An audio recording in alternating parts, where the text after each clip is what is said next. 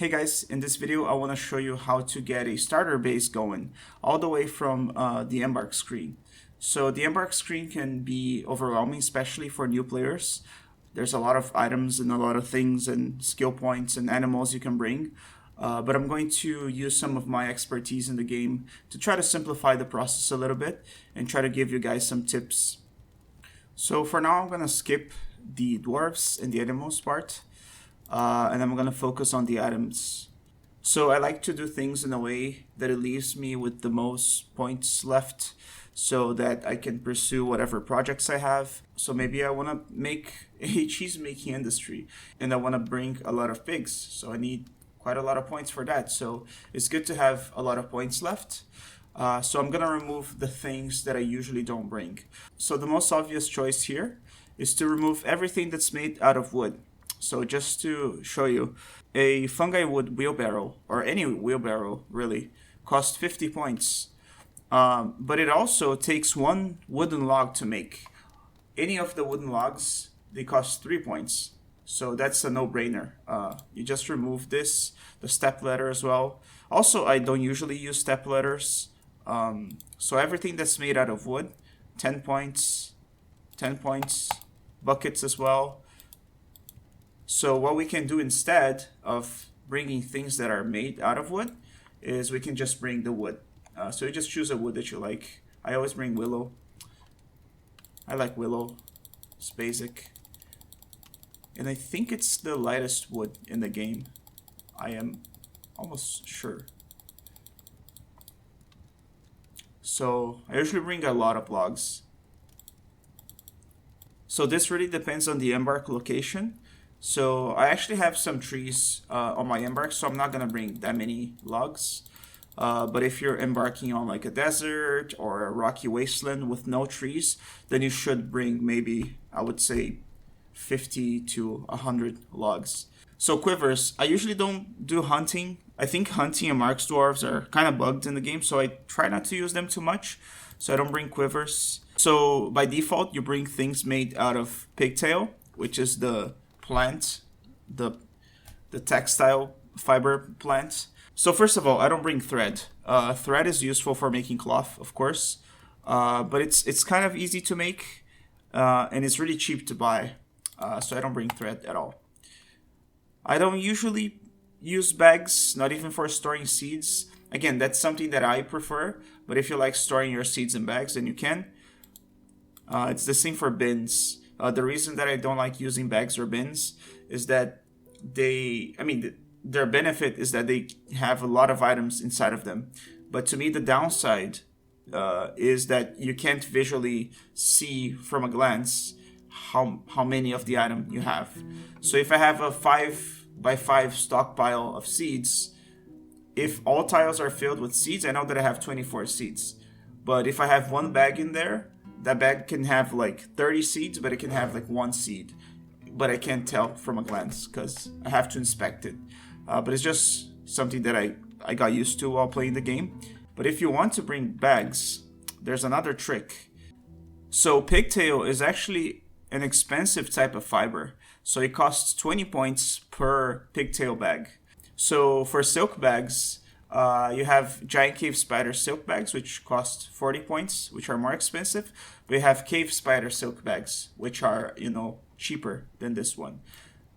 So for everything that you want to bring that's made out of fabric, bring things made out of cave spider silk. Also yarn. Yarn is also cheap as cave spider silk.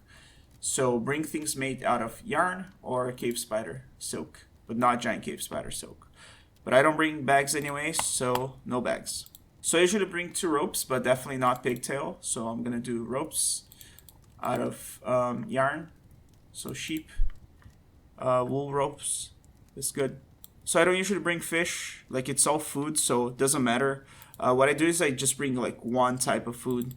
I know it's kind of worse when it comes to dwarf preferences, because if you have a bigger variety of things to eat, it increases the chance of someone eating something that they like.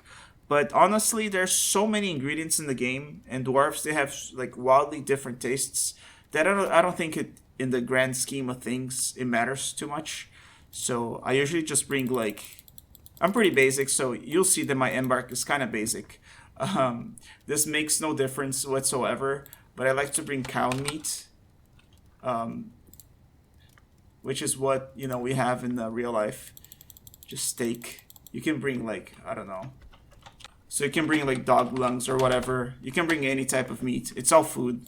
But I just bring a very basic type of meat, which is cow meat. So the same concept applies to cloth.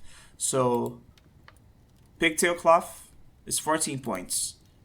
Giant cave spider is 28, and cave spider silk is 7 points. So I remove the pigtail cloth, and I just add the cave spider silk. But I don't bring too much, because honestly, cloth is one of the things in the game that if you need it, you're gonna need a lot, because you're gonna need to make a lot of clothes.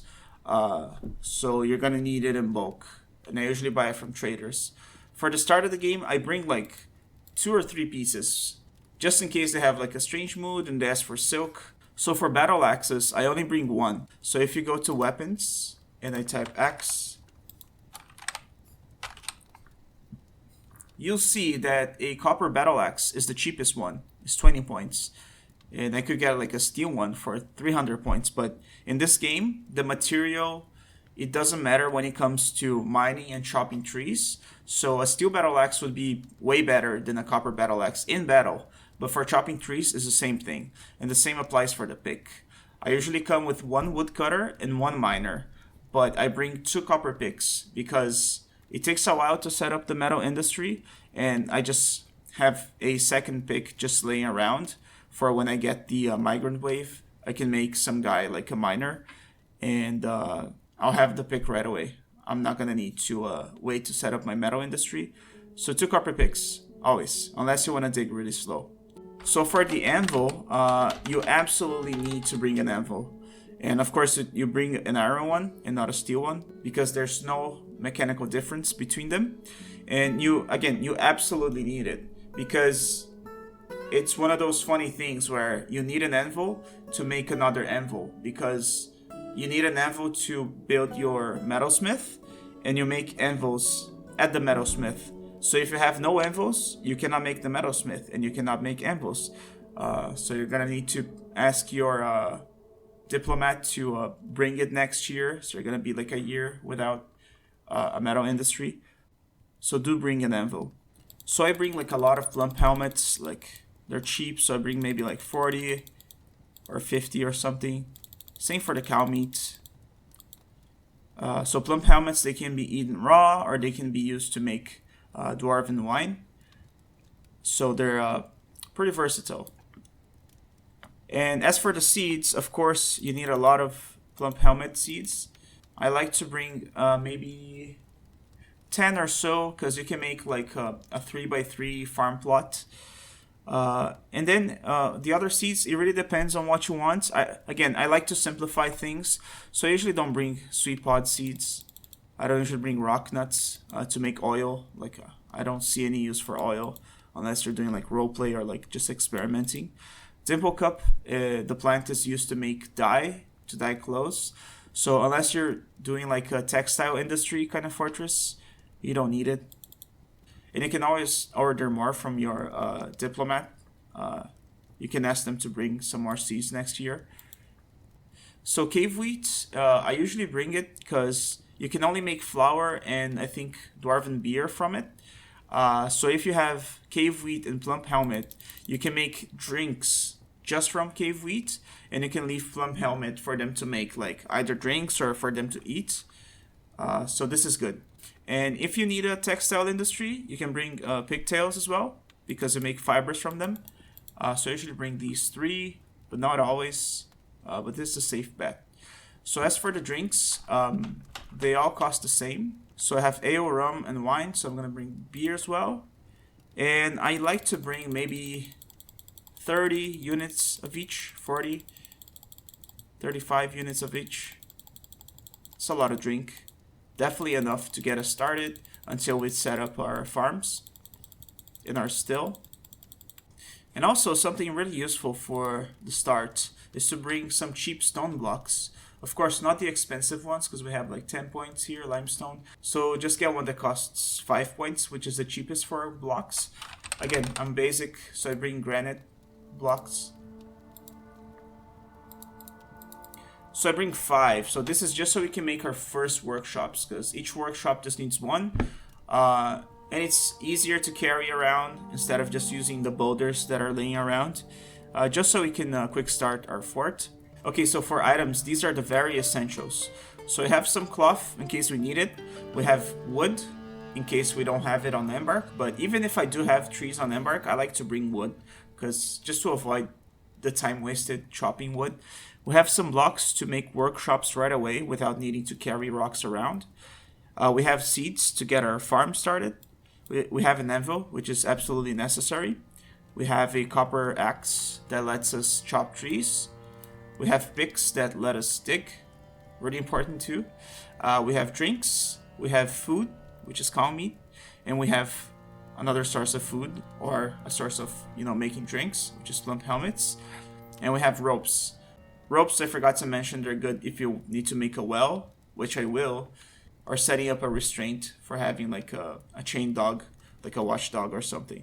So these are the very essentials. And as you can see, it leaves us with 638 points for us to spend on other things that we need. So again, this depends on what you're going with. So I would personally recommend, like I always bring armor, like very basic copper armor, and an iron weapon. For the armor, I just get 1 copper helm, copper gauntlets, copper low boots, copper greaves, a copper shield, a copper breastplate, and a copper mail shirt. Really important. So the breastplate protects you from, I think, blunt attacks, and the mail shirt protects you from slashing attacks, I believe. And an iron weapon. So I usually bring like an iron sword. Of course, this is not going to be like a very strong warrior at first. But remember that the dangers that we face early game are mostly like wildlife. Our first soldier dwarf in combat against, wildlife, or even maybe like snatchers if they're not too strong, or gremlins, or these early dangers that we find. And the iron short sword is a good investment, because if we do get maybe like a kobold or like some goblin with maybe a piece of copper armor, the iron weapon should be good against weaker materials, such as copper. So it's good to bring a dog, like a breeding pair of dogs. So just a male and a female dog, so you can get them breeding. So dogs are good to have around, especially a lot of them, because they don't need food, they don't need grazing. You can chain them to a spot and leave them there forever until they get killed by something. So they're good watchdogs, like literally watchdogs. You can put them around the entrance of your fort, so they'll alert you when they see like a snatcher or a kobold thief, creatures that are usually invisible until you spot them. Some people, they bring cats to kind of kill the vermin. I don't do that. Yeah, so if you want to do textiles, you can bring sheep, you can bring llamas or alpacas. So just bring a breeding pair. If you want to get it started real soon, get like maybe 1 male and like 3 females, and just put them in a room where they can graze, and they'll reproduce like in no time. I had a fortress, I just left like a breeding pair of sheep in a room. Like in a few in-game years later, I checked and there were like, I don't know, like 50, 60 sheep or something. So if you want to do eggs for food, you can bring turkeys, or any of the egg layers really, but turkeys I think are really good. Yeah, so for milk and cheese, you can bring pigs. They don't require grazing, so you can just put them on the cavern floor and they'll just survive forever. They're really good options for that. But for a basic Embark, just a breeding pair of dogs. So I'll give you some ideas of things you can bring to speed up different processes in your fortress. So if you want to bring things to help with strange moods that you know you're not going to have them easily accessible elsewhere, you can bring clay, which not all Embark locations have. You can also bring sand, which not all Embark locations have. You can bring the different types of cloth. So you can bring yarn, silk, in plant, because certain strange modes, they actually ask for specific types of fabrics. So they may ask for silk, so if you don't have silk, you're screwed. Also leather. I usually bring basic cow leather, just in case I need it for something. Maybe a strange mood, but maybe something else. And also for your military, it's good to bring water skin. So you can bring flasks made out of metal, but they're expensive. So I just bring the cheap leather flasks. So any leather flask that's 10 points should be okay. In a backpack that's also 10 points should be okay. Just for your first military dwarf. Also for strange moods, glass, you can bring it. You don't always have it. Sometimes they ask for like raw crystal glass. And it's really hard to make crystal glass, so definitely bring at least 1 or 2 pieces if you're worried about strange moods. So if you want to get a metal industry going, I highly suggest you bring 1 piece of charcoal or coke, which are the same thing, just made from different processes. And then you go to stone and you find bituminous coal. So this is just 3 points and it produces 9 units of fuel. So this is really a no-brainer if you want to set up a smithing industry early on. Okay, so since I have a lot of extra points, I'm just gonna invest in bring more logs because I'm usually too lazy to chop more trees. So this is gonna make my wood supply last a little longer. And then generally I just bring more food, so it just gives me more time to comfortably set up my farms and my food industry and drink as well. I'm gonna bring like 2 more ropes just to chain the dogs, and then just 1 of each drink here. This is okay. If I have 1 point left, just buy like a seed. So this is it for the items. I hope this simplifies the item step, because that's for sure, like when I started playing the game, that was the most overwhelming thing. Like I didn't know what things do, like what should I bring, what should I ignore. So for choosing a dwarves, some people they check the descriptions of the dwarves to see if they're strong, to make them a miner, to see if they have like some personality that makes them a better leader. I don't, because maybe for roleplay reasons it's okay, but to me it's whatever. So I just make anyone be anything here. So, but you definitely need a miner, so you can only put 5 points. And you may be wondering like, oh, what other skill I can put on my miner, because I still have 5 points. I usually make them swimmers. I don't know if it helps too much, but since they're always like digging around, maybe they're close to water or something, this might help them not drown. And then second guy is a carpenter that is also a woodcutter. Third one is my farmer. I also make them a brewer. You could also put like a point in the butcher and maybe 1 in the cook. It doesn't matter too much. Then I need a stone worker, which I think it's stone cutter. It used to be called a mason.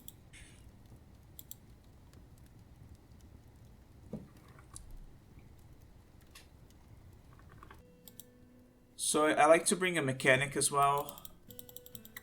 Especially at the start, you're linking a bunch of bridges and making a bunch of mechanisms. So it's good to have a dedicated mechanic. And then you can make him something like similar to what he does. Some people make him like pump operators or something. But me, I just make him like a siege engineer if I want to make ballista parts later on. And then for my expedition leader, the game chooses automatically the person with the most social skills. So I usually make them a consoler and a pacifier. This is for when dwarves, they go crying to the expedition leader because they're stressed out. It helps a little bit. And then a record keeper, so they can do the bookkeeping of the fortress. An organizer, because I also make them a manager. And an appraiser and a judge of intent as well. I believe it's useful for being a broker, which they will be. And then I make them a leader as well. I don't know how it helps, but this game is mysterious like that, so. And then I put the others in like conversationalist. They're all gonna train these skills as they use them on their day-to-day life, so shouldn't matter too much, like putting a bunch of points in one. Just put him like, I'll just make him like a comedian or something. And then my military dwarf. So this guy, I usually make them a tactician. Most importantly, I make them a teacher because they're gonna be really good real fast because they're gonna be training since day one, and they're also gonna be the militia captain. So once they develop their own skills, they can lead demonstrations of those skills if they're a good teacher. So since I'm bringing a sword, I go to the combat tab and go to the swords dwarf and put 1 point in swords dwarf. And other skills that are important are shield user, armor user, really important, dodger. I usually put like 3 points in it because it's really, really important. Discipline and observer. So I think observer has to do with like watching your opponent's moves so you can retaliate or something. Discipline, I'm not sure, but it does help in combat, I've heard. Dodger, it helps them dodge more, which completely nullifies enemies' attacks. Armor user is good because the better they are at this skill, the faster they walk with armor, because at first they're going to be really slow. Shield user helps them block with shields, and then the weapon skill helps using the weapon. Okay, so we have our animals, we have our items, we have our dwarves. So you can give them a name, give the fortress a name, give them a symbol, and I'm gonna embark. Okay, so I paused on the first frame.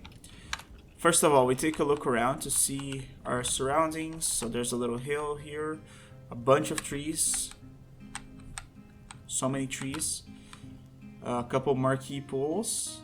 So these are bad for drinking. They'll get sick if they drink from marquee water. There's a river here, really nice. Okay, so I'm gonna show you guys how to get indoors ASAP to get you safe as quick as possible. Because let's say if you embark on an evil regions, they have like procedure rains, like it can rain like elf blood that makes your skin melt or something. Like it's really crazy, and there's like mists and zombies and a bunch of dangers, and also wildlife can be dangerous too. So your priority at the start of the game is to get safe ASAP. So some people they make like a little house out of wood. I find that takes like quite a lot of time compared to digging. So what we're gonna do is we're gonna dig. So let me show you how I do this. I'm gonna go down using a 3 tile wide hallway. You may ask why, but that's because once we become a barony, the caravans that we get from our civilization and from other civilizations, I believe, they're 3x3 caravans, just like this one. It's like a big wagon that needs a 3 tile wide hallway to pass. So if we just make like a 1 tile wide hallway, they're not gonna be able to pass, and they're not gonna be able to access our trade depot. So this is just us future-proofing ourselves for when we become a barony. So 3 tile wide channel to go down, then I move 1z level down, and then I go down again, and then again, then again, and then again. So we're gonna do that until we find rock, okay? So this is, if I hover here, it says clay wall. So clay is a type of soil, so definitely not rock. Silty clay, still soil. Clay loam, still soil. Clay wall, still soil. Clay wall, still soil. Yep. It's gonna be a lot of soil.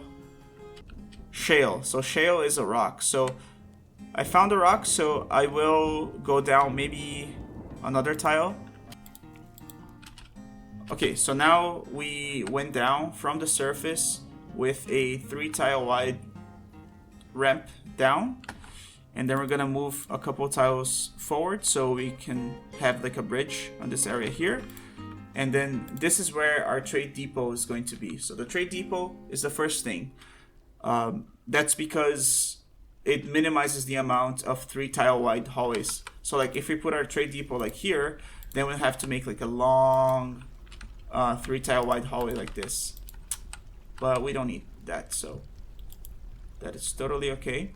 So this is where our trade depot is going to be in the future. What we need right now is to get everyone inside ASAP. So we're gonna focus on that. So we're gonna leave this thing here. So what you can actually do, let me cancel this order here. I'm going to make a blueprint. Like so. And I'm going to make the blueprint of the base. So after the trade depot, we don't need these 3 tile wide hallways anymore. We can just make like a 1 tile wide passage, so we can add a door here and we can lock it as we please. So what I'll do is I'll start making a little base area, sort of. And for now, I'll just leave it like this. So I'm just gonna dig the spaces that we need right now. So we don't need all of this trade depot space. We just need it like to get a space set up so we can get our base going and we can get everyone inside as soon as possible. So right now everyone's idling, they're just wasting time there. So that's why we gotta act fast. As soon as the space is cleared, I'm going to make a stoneworkers workshop. Yes, right away. Stoneworkers, granite blocks that we brought, remember? Really important. Someone's gonna come and build it. And then it's done. So we're gonna make a couple more tiles here, not in blueprint mode. So as soon as this is done, yes, we're going to make a carpenter workshop as well from granite blocks. Now that our mason is done, the first thing that we're gonna do is gonna be our first basic line of defense. We're gonna make a rock door, just one. That's all we need for now. So they're coming with the rock. They're gonna bring it, and then we're going to make 7 beds right away because they're idling outside anyways. So it's good to get them started on something. Cool. So they made the door. So we're gonna make maybe 2 more doors and a table and a throne. So now that we have our door, we can place it right here. So now we have like a basic defense against wildlife or any creature that is not a building destroyer. If we lock this, they can't go through. Of course, if we get like a titan or like a forgotten beast, then it's a different thing. But for now, we don't need to worry about it. So this space cleared, we'll make a mechanic. So step 1 is securing our base, building the first essential workshops. So bringing our items in and making our first door and our first few items that we're gonna need, so beds as well. So now I'm gonna ask him to expand this area a little bit so we can start bringing our items inside. So he dug a little space here, so I'm gonna start the stockpile. I can always change it later and expand it. So we're gonna bring everything inside except for blocks of stone.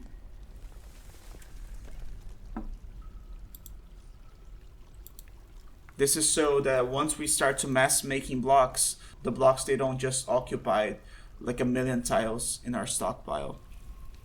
We're definitely not gonna keep corpses or refuse. So no refuse at all in your general stockpile, because if we enable any type of refuse in our stockpile, as soon as someone stores any piece of armor in that stockpile, the armor is gonna think that it's in a refuse stockpile and it's gonna start deteriorating. So the game does that to kind of like get rid of old armor that is thrown into refuse. So do not enable the refuse stockpile. Also no stone, so they're not wasting a lot of time carrying heavy boulders into the stockpile. And also no wood. We can keep wood outside for now. This is just so they bring the very, very basics. No furniture as well, because I don't think we have any furniture in our wagon. And all the furniture that we're gonna make is gonna be produced here. So the furniture is gonna be indoors already. So this stockpile is just a stockpile to get them bringing things indoors. So as he digs, we are going to expand the stockpile so they can bring more and more stuff. Yeah, so they're going here, they're bringing the items back and forth, back and forth.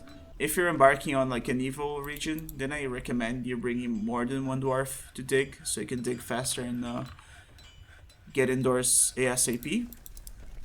But it's okay. So we're also gonna make a couple rock mechanisms and also a couple rock blocks. So as you can see, we still have a lot of things here in the wagon. A couple barrels of booze and food. So your miner may stop digging to try to help them store the items. So you can just click this button to make them only do their profession, which is mining. This should be enough space to bring everything in, but the wood we're just gonna keep outside because it's not valuable. We'll bring it in after when the core part of the base is set up. So the space is dug out. They have brought everything here, and now we're just left with the logs, which we're going to keep here-ish. So wood. There should be enough space, I think. So you also want to get your wagon and destroy it, so you get the wood that it has, and then you want them to move the wood here. So if this is an evil embark, I don't recommend you keeping the wood outside. I just do it because this is a pretty chill embark. Okay, so we can now dig out the trade depot area, and then I'm going to make like a little space here just to add a temporary dormitory. And since they brought like everything that we're going to use, I'm gonna ask them to bring the anvil inside as well, which is in the furniture stockpile. So let's do everything except for all types, but then we do anvils. And also let's bring in the wood just to keep it safe inside. And now we can also build our trade depot.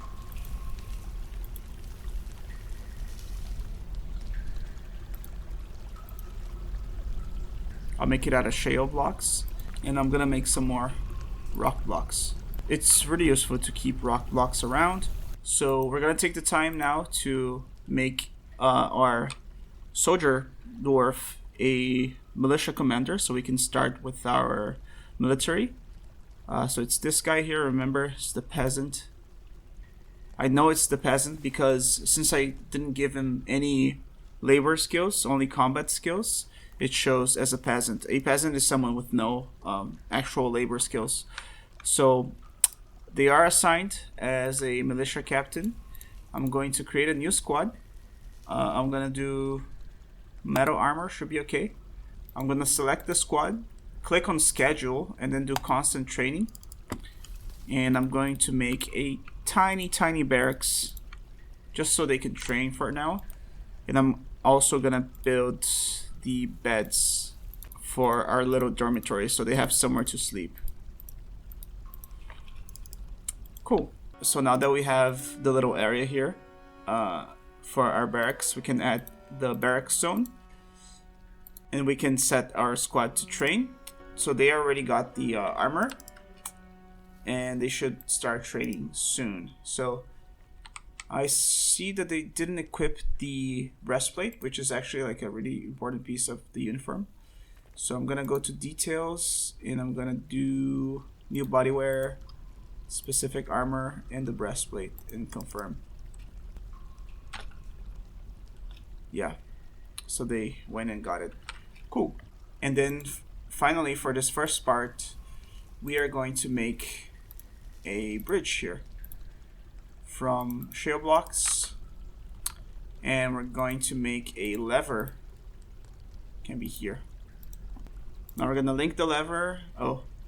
After this is built, we're going to link the bridge to the lever, and we're going to rename this lever main bridge. So everything south of this bridge, if we close the bridge, nothing can get to us. So this is a safe haven. So that is why for the next part of this video, where I'm going to talk about the main survival things that we need, which is food and water, we need to make our farms accessible from this part of the fortress, not this one. So the lever is linked, And we're going to make a stairway here somewhere, almost all the way to the surface. So this is the surface. This is one level beneath the surface. So this is, we could make our farms here. But the problem is, if we do that, and like we dig like the space here, this tree here, for instance, if we chop down this tree, so when you chop down a tree, it leaves a hole on the floor. So if this was a room, and I chop down this tree, there will be a hole that led to this room. So that will be a vulnerability. So that's why I like to make my farms at least 2 Z levels underneath the surface. So maybe this should be good. So this here. So I'll just cancel it. And I'll do this. And I'll make my farms here. So our miner is making the farm area. So this is soil. This is clay. So clay and sand and the variations. So clay, sand, loam, and all of its variations, they're all considered soil, which means we can make farm plots here. Farm plots are free to build. They don't cost any resource.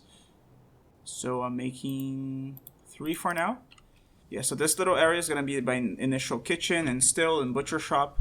So I can, you know, deal with food basically. So for these, we're going to make plump helmets. So plump helmets, they're the staple of Dwarven cuisine and beverages. Because you can eat it raw, you can cook it, but cooking it destroys the seeds. So it's not usually advisable unless you have a lot. And you can also brew drinks from it. So the good thing is that it grows all year. It's basic, but it's good. So I usually have one dedicated farm plot just growing plump helmets all year round. And then someone's gonna come to plant the seeds. Yep. And then I'll just grow like cave wheat in the other ones. And then maybe like pigtail on this one during the summer and pigtail on this one during the autumn. So they're planting the seeds. All is well. And we're going to make a little area for making food and drink. So a still where you're going to make your drinks. I'm gonna add a butcher here. So this is all temporary. Eventually I like to add, you know, my kitchen area to my actual fort. Usually next to my dining area. But for now this will do just fine. A tanner next to the butcher always. And also a farmer's workshop here. So I'm gonna ask my carpenter to make a couple barrels. Now I'm also gonna make a little space for small office. Okay, so above the still, I'm going to add a spot here for barrels. So that's furniture. So I'm gonna enable everything, then disable just all types. And then I only wanted to have barrels. And here, I'm going to add plants that we can brew into drink. So you go to food, and I do plants, like all plants. I don't think you can make drink from all of the plants here, but you surely can make drinks from most of them. And you can also add fruit as well. And me personally, I like to do not a lot of barrels. So this I'm gonna add all the meat and all the fish and unprepared fish, things like that, eggs, cheese. So food things, foodstuffs, milled plants like flour, fat and paste. Yeah, this should be okay. And in the middle, I'm just gonna add like a prepared meals stockpile. Speaking of which, we need to add a kitchen here. Also, another important thing is so the initial meeting zone that is automatically set up is the area around the wagon. So since we have a little base now, we can set our meeting zone to be like here, where it's safe. So remember the table and the throne that we built? So we're gonna place it in the little office area.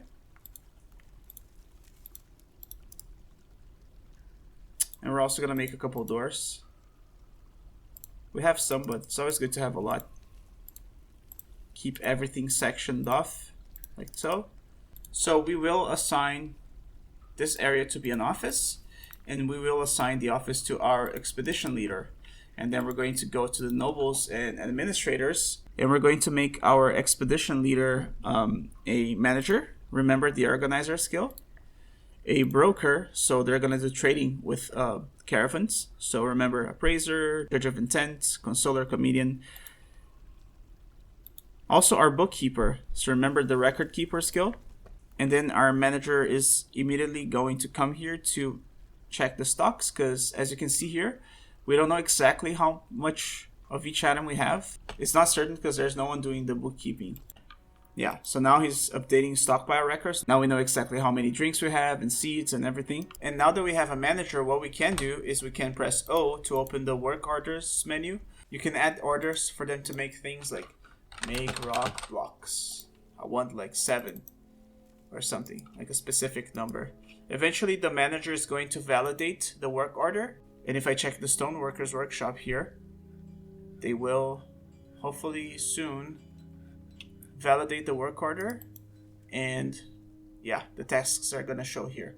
So you don't have to like manually ask them to make everything. So that's why it's important to set an office early on, so you can do this. Since you always bring some wagon pulling animals, so I usually just slaughter them for a little bit of extra meat. So I'm gonna slaughter the yaks on my butcher shop.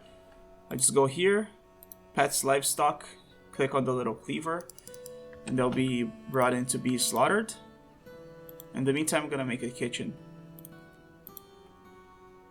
Shale blocks.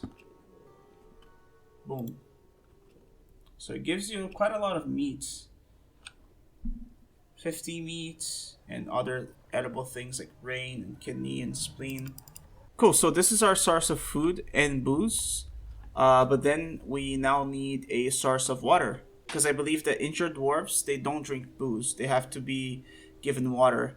And also, if you run out of booze, you need a source of water. So I'm going to show you how to make a simple and safe well that we can use to tap the water from the river. So I'm gonna make a little area here. I'm gonna add a little space to add levers later. And I'm going to channel into a hole here. So this is where we're going to put our well. So I'm going to ask my carpenter to make a bucket. Actually a few. It's good to have some around. So these are the things that are present on the default Embark.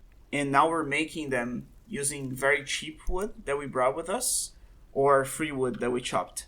So I will make a stairway down. One level, just one level should be okay. Okay, so now we're going to make our little chamber here to keep the water. Yeah, so now we have a willow bucket and we can make the well, because a well requires blocks, which we do have, a bucket, which we do have, and a rope, which we also brought. So here, shale blocks, willow buckets, and a rope, and mechanisms. I forgot about that one. So he mined all the rock here, so now we have a little chamber. And what we're going to do is we're going to add a way to drain the water in case of an accident or flooding. So we're going to take any of the edges of the chamber and we're going to dig towards the closest edge of the map. So in my case, it's north because it's right here. So all the way until this one. And you're gonna let your miner dig. In the meantime, we're gonna make some more mechanisms.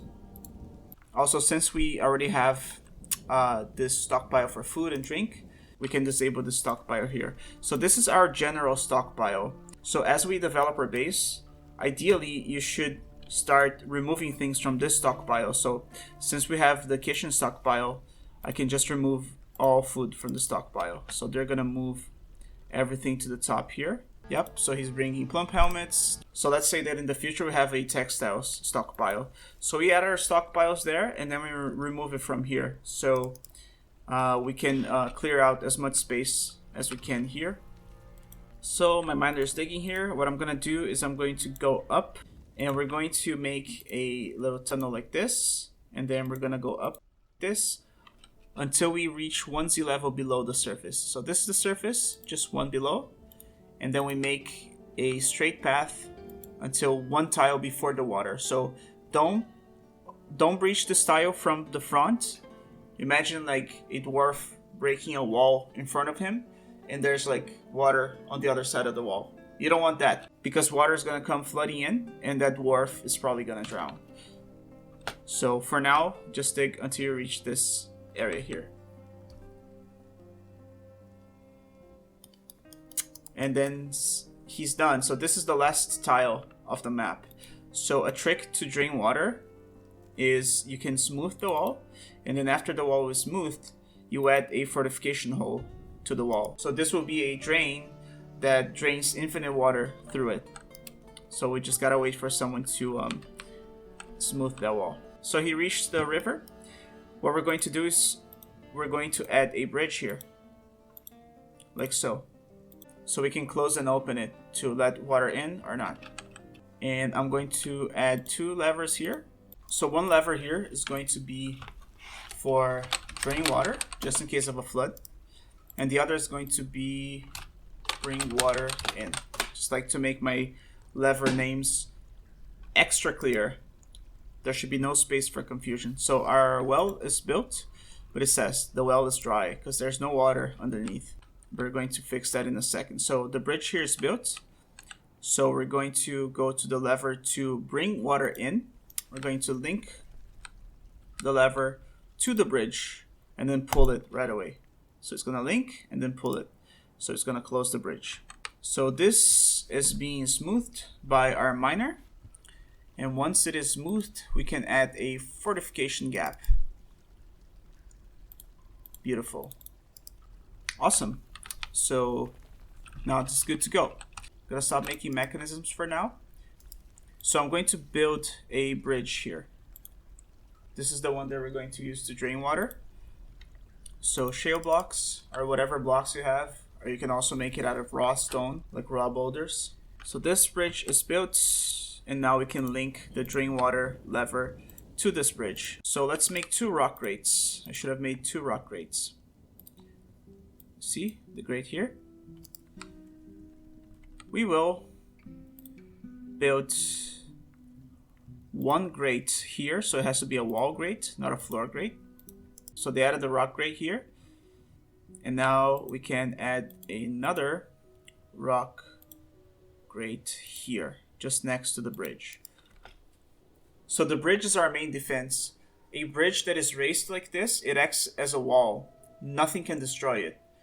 A bridge that is lowered can be destroyed by creatures that are building destroyers, and grates that can be destroyed by building destroyers always. So this is just to make sure that no one passes through for some reason. No one tries to path through here if the bridge is open.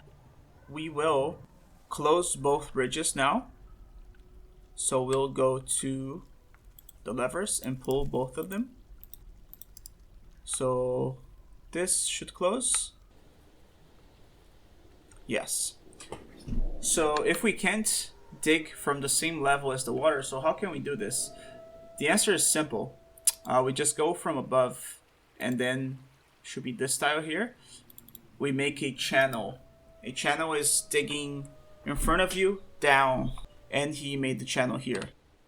So now this area is open except for our bridge, so we can bring water in now. So this is the part where you actually have to pay attention, otherwise you can easily flood your fort. So you're gonna take this lever and you're gonna pull it, and then the water is gonna come flooding in. Yeah, so see, the water's flooding in. It's gonna go down the stairs, and it's going to start to fill our water reservoir. The max level is 7 out of 7.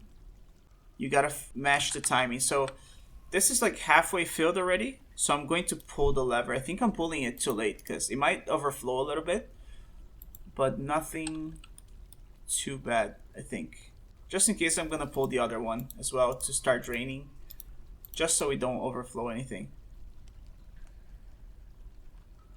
Yeah, so now we got the... So this one is closed, but there's still like leftover water coming in, right? So this will definitely overflow, but since we open the drain here, then it should be okay.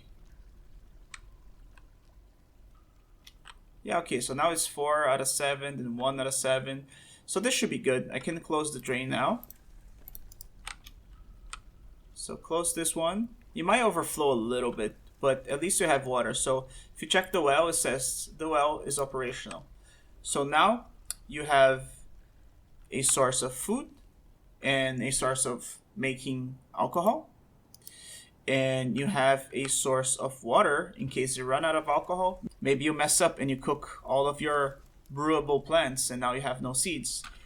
Maybe something else. At least you have water, and of course this runs out eventually as they use it and they drink it. But you can always refill it by just opening this bridge here. But this should remain closed most of the time, so you don't flood your fortress.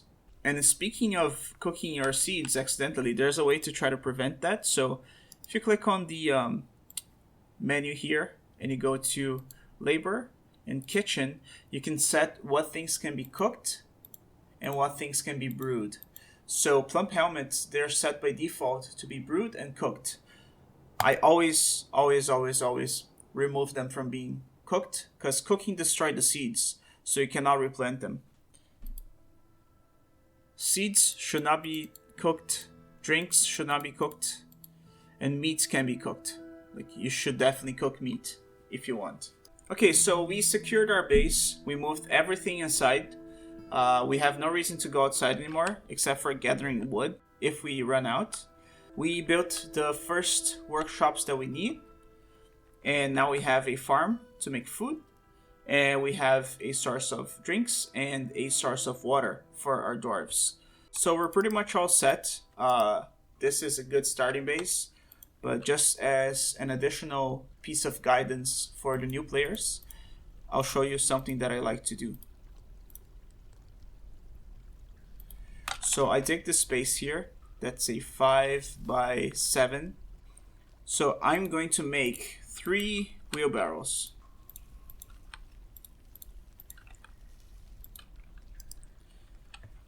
And now that this is dug out, I will make a crafts dwarf workshop right here.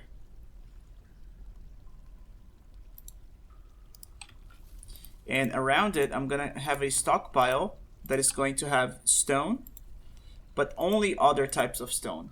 None of the metal ores, none of the economic stones, and none of the clay. So just the basic rocks that you use for nothing else other than masonry. And I'm gonna set it to have 3 wheelbarrows. So dwarves will then start bringing in rocks with the wheelbarrows. So now we're going to do the following. We're going to get this workshop, we're gonna click on this. This is so you can set which stockpiles this workshop will get items from and which stockpiles this workshop will give items to. You don't have to set both, you can just set one. So the arrow pointing to the workshop means that you're gonna click on the stockpile that is gonna take items from.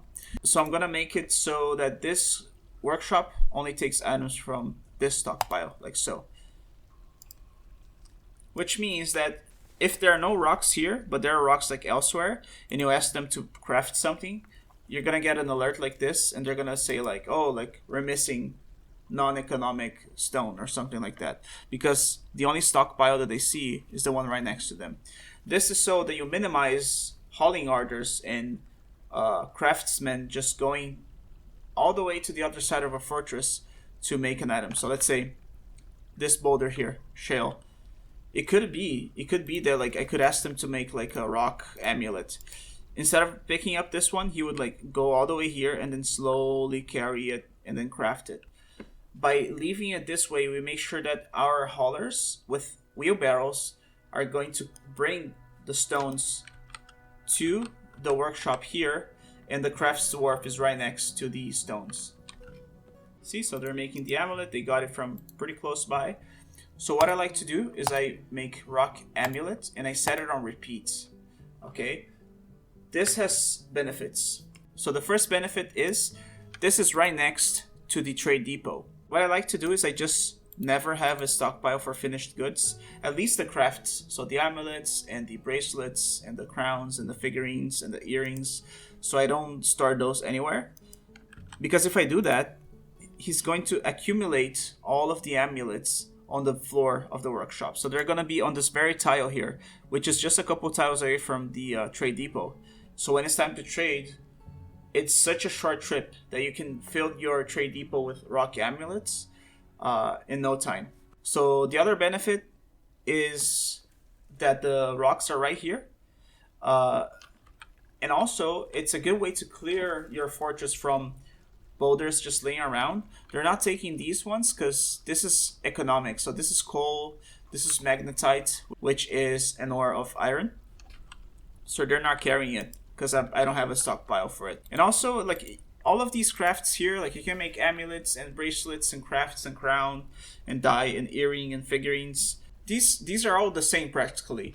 I like to make amulets because since they start with an A, once a trade caravan comes and you see the list of things you can trade, amulets are right at the top, so you can click it right away. It's just a little quality of life thing. Yeah, so you just let this making amulets forever. It's good if you have a dedicated crafts dwarf. If not, I don't mind if my miner makes a few crafts here and there. Okay, so we got a caravan here, and I'm gonna show you what I mean. So if we move goods from and to the depot, it's usually the first thing. Unless you have ammunition, I think it shows first, but it's right here at the start, amulets, and then you just collapse everything and just select everything to be traded. So I showed you guys how to do this. You see how fast they bring the items? Like boom, boom, boom, boom, boom, boom, boom, and it's done. See? Like it's right there. So always have a crafts dwarf workshop or two next to the trade depot, churning out like rock trinkets and bone trinkets, because it's a way to turn all of the rock boulders that you usually see just like littered around everyone's fortresses into something that you can not only sell, but it's really lightweight to carry. So it's really good. And yeah, so this is the starter base. So if I pull this lever here, this gate will close. So now this is completely airtight because the only other exit is through the well. But this is also locked, so no one's gonna come through here. Oh, and then you might be asking yourself, what if I don't have a river? How do I get water? So the answer to that is something that's a little more tricky. I'm gonna try to show you how I do it. Essentially, if you don't have water in the surface, like if you don't have fresh water, because these pools here, they're murky. See how it says murky pool? But river has fresh water that you can drink. So drinking this makes them sick. Drinking river water is fine. So the solution, if you don't have a river with fresh water, is bringing water from the caverns. I'm going to show you how I would tap the caverns safely. It's a little more annoying than dealing with the river because you actually have to go in the caverns, which are kind of dangerous. But let me show you how I do it. I'm going to dig a set of stairs just straight down, all the way down until I hit the cavern layers that have water. So we're just gonna follow our boy here. Oh, there it is. So I found the caverns. So he's right there on the caverns. I don't see any water here, but oh, there's water here. Okay, so we found the caverns with water, and I will ask him to stop digging. So right now, this set of stairs that we built is a vulnerability because some creature that's roaming, they can go here and climb this wall and then just access our base through this set of stairs here. But basically, we just wanted to take a peek at the caverns. So now we can go and we can seal this. So you might ask me, how do I seal a set of stairs? So let me show you how I do it. So we go to the bottom layer that we want to seal, like not this one, it has to have rocks around. So I dig 3 to the side and then 1 up and then to the side again. Okay, so it's just like an access tunnel. And then the bottom one, which is this one, I'm gonna like dig like this. So I'm gonna dig around like this.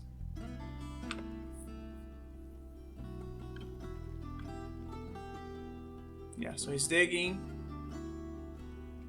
And now I just build floors. So I could build a floor just on this one here, but I think that creatures, they move diagonally like through Z level. So a creature can go from here to here. So if there's just one floor here, it doesn't, I don't think it blocks movement.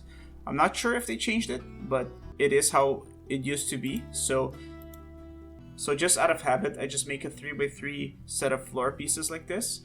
Yeah, just checking if no one's coming down, because if they go down and they finish building the floors, then they're stuck there and you gotta remove the floors. Good, so this is sealed. So this is no longer a vulnerability.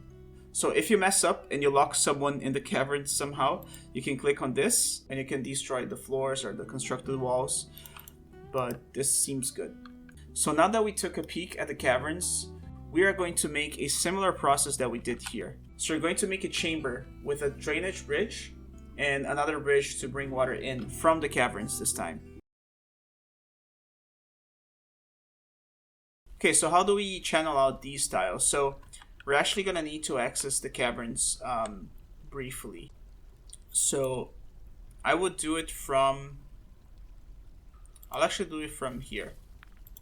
And then we can seal this after, so that we keep our base safe. If you have a military dwarf like I do, you can click on this to select the squad, and then click on the arrow and then ask them to station here so they can defend our miner if there's any like danger or something. Cool. So we're gonna dig, so we need to dig these four like so. So I'm gonna ask them to channel like these. Yeah, so he's channeling. Good. Cool. So now he's gonna come back and I'm gonna cancel the station order. It's not this button. So this button dismisses the squad.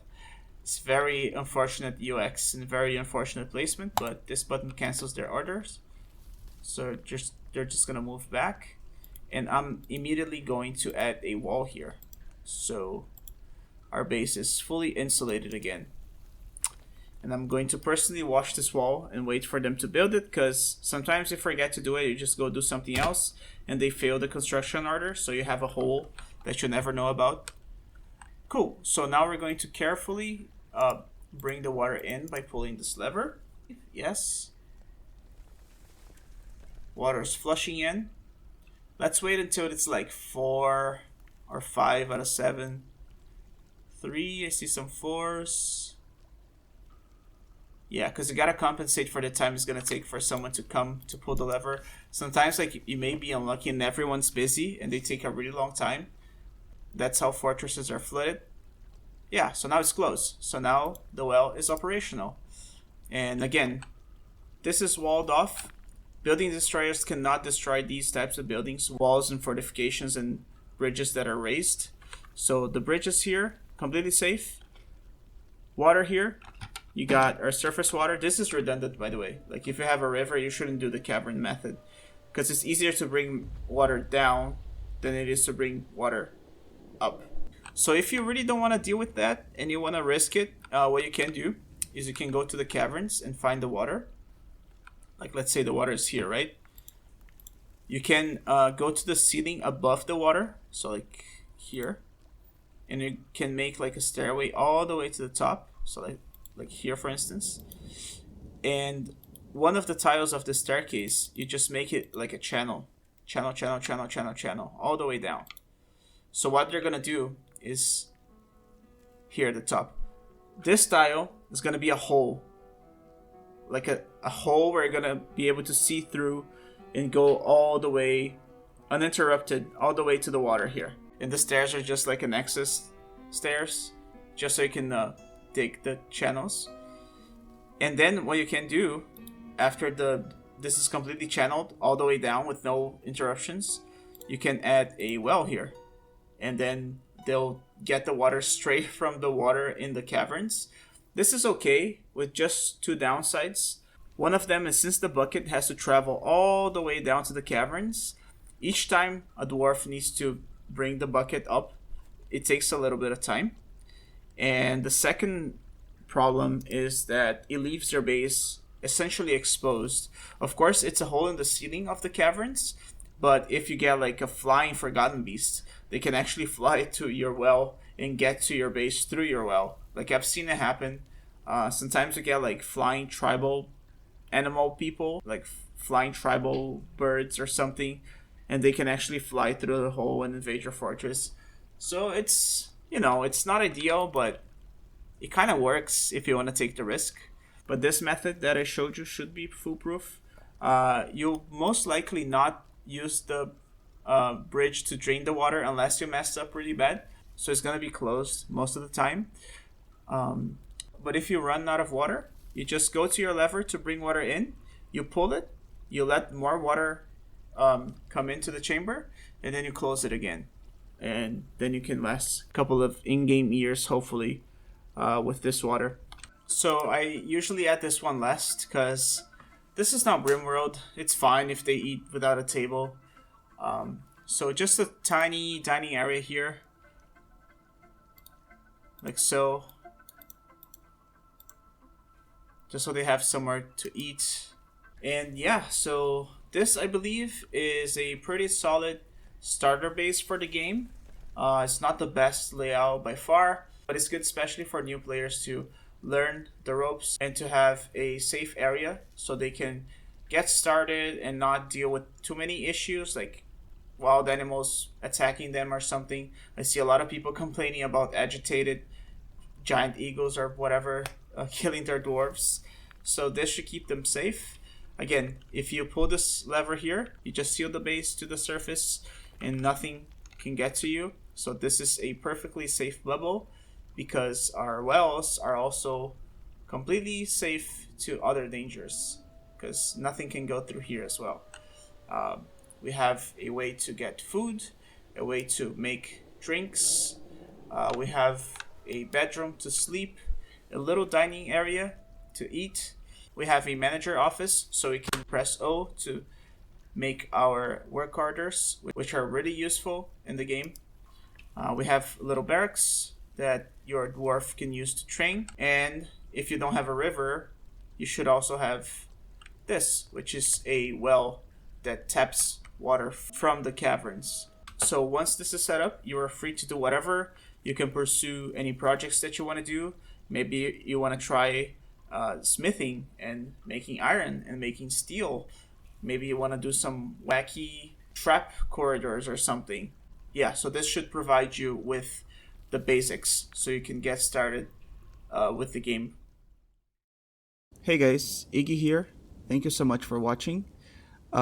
This video was a little easier to record. It was, I think, just 1 or 2 hours of gameplay, especially compared to the previous video, which was 11 hours of raw footage turned into like a 40-something minute video. The output of this video is a little longer than the previous one, but it was definitely easier to record. I know that some people in the comments said that they actually prefer longer videos, so I'm still thinking what I should do. Like, should I make 10 to 20 minute videos, or should I try to make like videos that are longer than an hour? Should I do long plays or what? The channel's pretty new, so I'm still trying to figure out what I should do with it exactly. But so far I'm having a lot of fun, and I hope you guys enjoyed this guide. So I know this is like a beginner's tutorial. I do know that I have some viewers who are starting out with the game. So this might not be that useful for intermediate or advanced players. But I have some more cool stuff coming up soon that I'm excited to show you guys. So yeah, see you next time.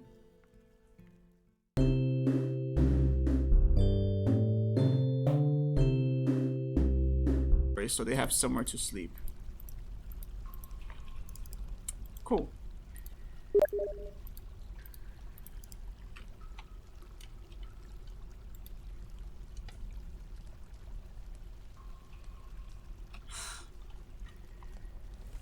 Shut the fuck up, dude. My friends know I'm recording YouTube videos now. Fucking hell, man, stop.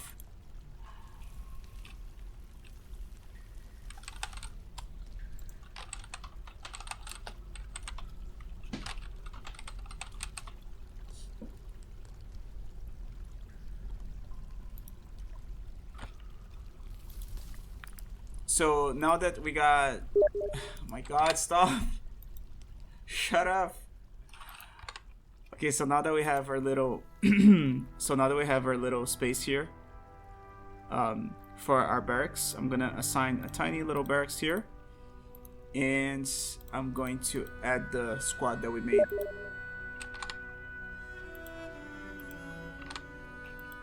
And we're gonna add the squad that we made. Oh my god. I'm actually gonna block him.